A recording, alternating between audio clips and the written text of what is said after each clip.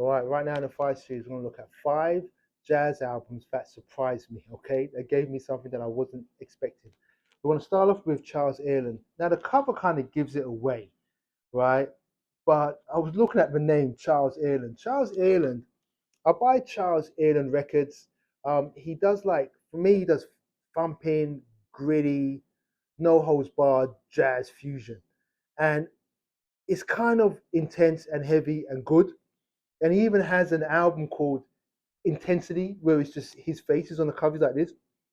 So I just know him as this gritty jazz fusion, no holds barred guy. And I saw this album and I thought that I would get that because I saw the name and never studied the look on his face.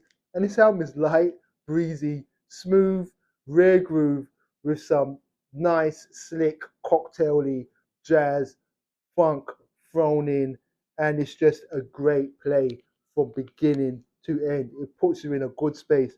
Charles lightens up on this record, and it works. I love this record, and I wasn't expecting that. Next up, Page. I don't know if that's pronounced. Hungarian jazz. The guy's a bassist. That is what drew me to it. I thought I'd get some Eastern European big band kind of stuff, and he'd be slick on the bass, and there'd be breaks and loops and samples. What I got is like a hard bop jazz record, just like you straight out of Jersey or New York City or Pittsburgh. It's just straight up hard bop, and I love it. You would never expect this guy to bring it like that, but I guess he studied the greats, and Art Farmer is on here. That shows you how much I don't pay attention. Art Farmer, one of my favorite trumpeters, is on here. Now it's all falling into place. Now it's making sense. Live on TikTok.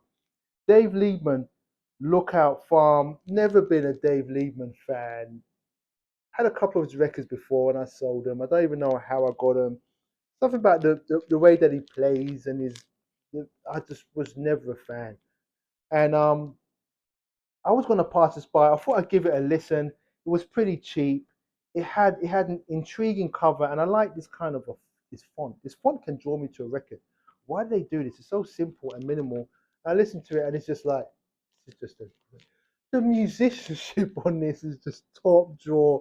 Dave Liebman holds it down, and it's just sparkling and bright, and it's just like musicians just jamming and just holding on for dear life, trying to compete with each other. But it's not avant-garde out there. It all makes sense. It's patterned, and it's jazz that you can understand. It's not this otherworldly, just people just jamming vibe.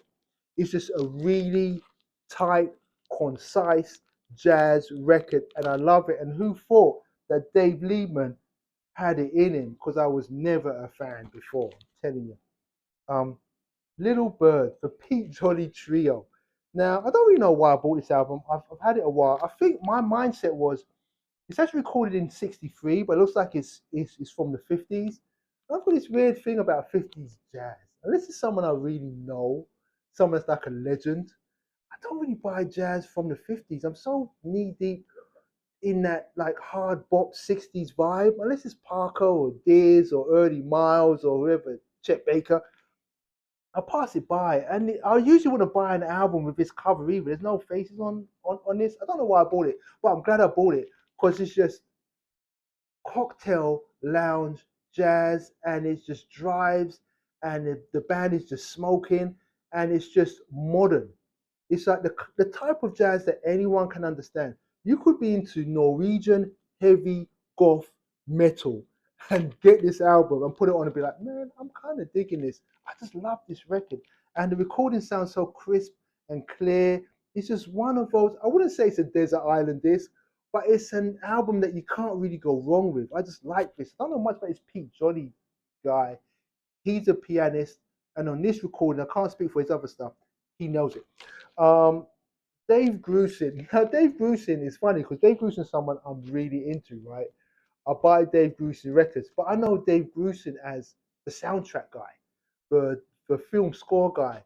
Lo and behold, he used to make music before he was doing all of that. He didn't just show up and start doing scores. He was a musician.